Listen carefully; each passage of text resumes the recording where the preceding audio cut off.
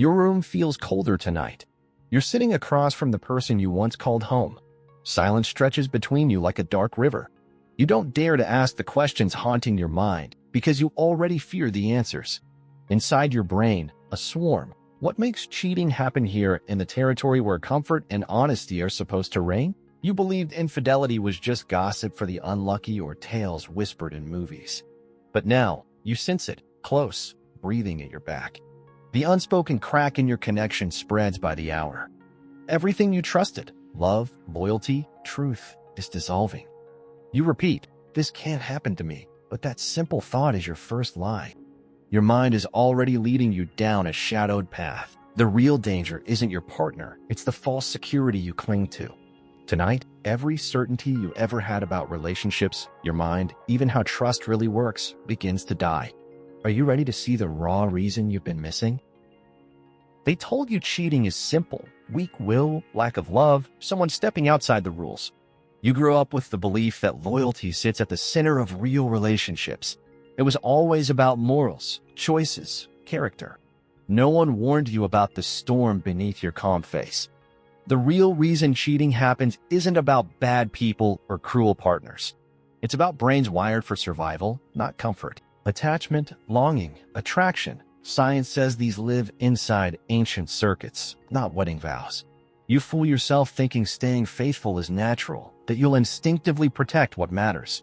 But behind your habits, your emotions, your confidence, there's a swirling current of impulses hunting novelty, escape, something more. And the more you ignore it, the stronger it whispers. The old myth is dead. Cheating is not outside you, it's programmed deeply in. The question isn't why they cheat, but why your own mind hides the risks from you. You believe your values are solid, like concrete, but your brain works in shadows. It rewires itself daily according to pain and pleasure. The psychology of cheating isn't about breaking promises. It's about the values you don't even know you have.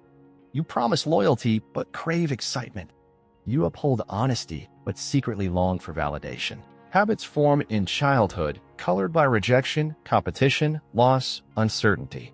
When you enter a relationship, you think you're choosing a person, but you're actually choosing a frame for your own self-worth.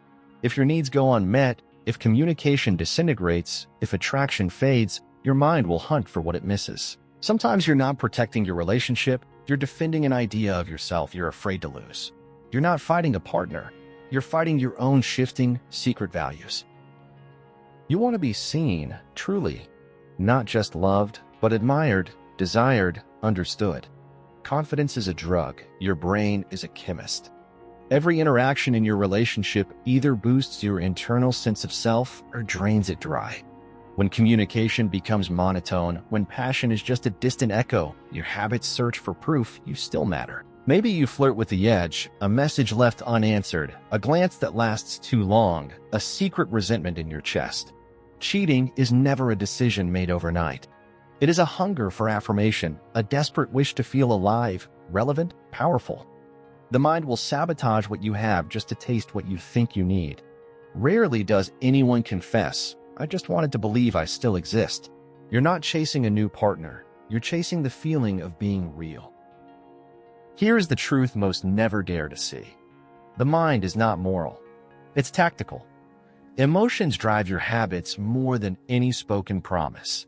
Attention, attraction, desire, they follow the laws of chemistry, not romance novels. When communication slows, when routine hardens, your brain creates blind spots. You stop noticing the little signals, unmet needs, subtle neglect, buried frustration. Psychologists call it habituation. You lose awareness of how deep your emptiness goes.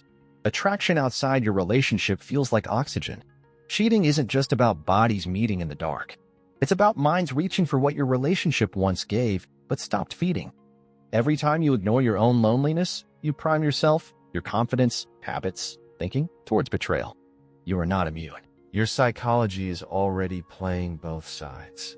Forget everything you think you know about good people and bad choices. On the streets, loyalty looks different. It's about survival, power, hidden motives. Street wisdom says everyone wears a mask. Relationships are battlegrounds for attention and status, not just love. Your mind is brutal, calculating, raw, even when you pretend otherwise. You may dress up signs with words like bonding and compatibility, but at the core, it's a fight for emotional territory. Cheating happens when masks slip, when what you want collides with what you show. You're not just living with another human.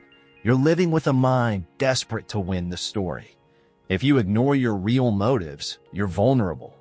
Every relationship, even yours, hides secrets just beneath everyday communication. You are always at risk of losing the game to the temptations you pretend don't exist. Look around you. What's the rarest thing in any relationship? It isn't time or passion or even trust. It's attention. Every brain is wired to crave it, to compete for it. When your partner's attention shifts, your certainty cracks. You start reacting, not relating. Maybe they're busy or tired or simply distracted by the endless digital scroll. At first, you tell yourself it's nothing, but your mind is trained to notice tiny losses. Those micro moments add up until the ache for attention starts whispering, there must be somewhere else to find it. This is where habits tip. The door is cracked open to something or someone new, all because you ignored the power of attention as the foundation of emotional survival. Brains are resourceful. When you don't get what you need, your mind finds a substitute. It only cares about emotional balance, certainty, reward. You're not always aware you're doing it. Maybe communication drops, so you start sharing deeper thoughts with someone else. Maybe laughter disappears, so you hunt for relief outside. The mind doesn't ask for permission, it obeys ancient rules. Emotional substitution is a silent breeding ground for betrayal. Cheating might look like physical intimacy, but it's the mind that walks out the door first, looking to fill what's missing inside you. Habits form quickly around these loopholes, new routines, new messages, a new sense of affirmation sneaking into your brain without warning. Maybe you think resentment is a quiet feeling, just a footnote in everyday frustrations. But here's the raw truth. Unresolved resentment is the gasoline for infidelity. Psychology proves it. When the brain holds pain without release, it looks for an escape hatch. Maybe your boundaries aren't respected. Maybe misunderstandings pile up. With every disappointment shoved under the rug, your brain keeps score. Habits change. You stop sharing. Communication mutates into silence or sarcasm. You daydream more about different possibilities. Attraction to another person doesn't start in the body, it happens the moment resentment sours your perception. Cheating, then, isn't rebellion. It's your mind desperately running from pain you chose to ignore. Most people are terrified to admit how much they fear boredom. Your mind craves novelty as much as safety. In the early days of any relationship, everything feels new, every emotion, every glance. But the brain adapts, habituates, dulls its own excitement. Scientists call it hedonic adaptation, that sinking inevitability that even the extraordinary becomes ordinary. Your habits become routine, communication goes stale, attraction weakens. In the background, your brain starts searching for something else to spark meaning. You wonder if you're broken, if your love is fading. But boredom is not emptiness, it's hunger. And unless you feed your mind wisely, it will feed itself in secret ways, creating risk for cheating where you thought none could exist. You want to believe you understand your partner completely. It's comforting, protective, a shared narrative. But reality, your minds are universes, separate and mysterious.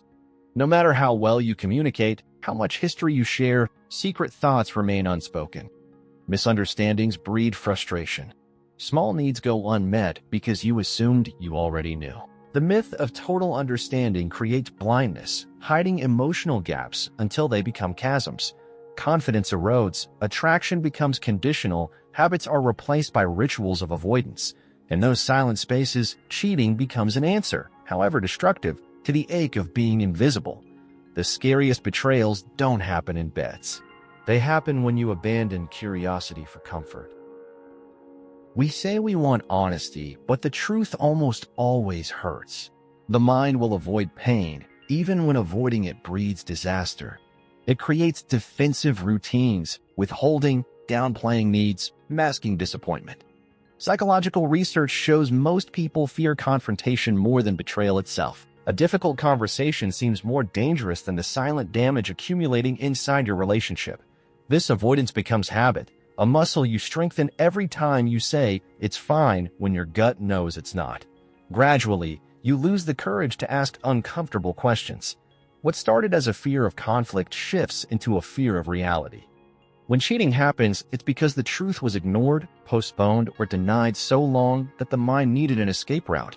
Emotional safety isn't possible without the courage to confront what's real. Every relationship dances around the axis of power. Who decides? Who leads? Who yields? Attraction is entangled with control, not just physically, but emotionally. Even in healthy bonds, power isn't shared perfectly. It shifts, adapts, sometimes distorts. Maybe you give too much, losing yourself to please. Maybe you take without noticing, bending communication to your desires.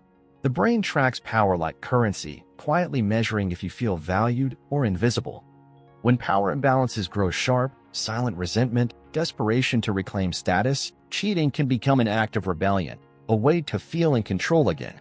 Infidelity isn't always about lacking love. Sometimes it's the mind's reckless answer to feeling powerless, a hazardous experiment in rediscovering agency. You imagine that willpower alone protects your fidelity. But opportunity is a silent predator. Life floods your days with potential escape routes. Digital messages, anonymous chat rooms, chance encounters, travel, social events.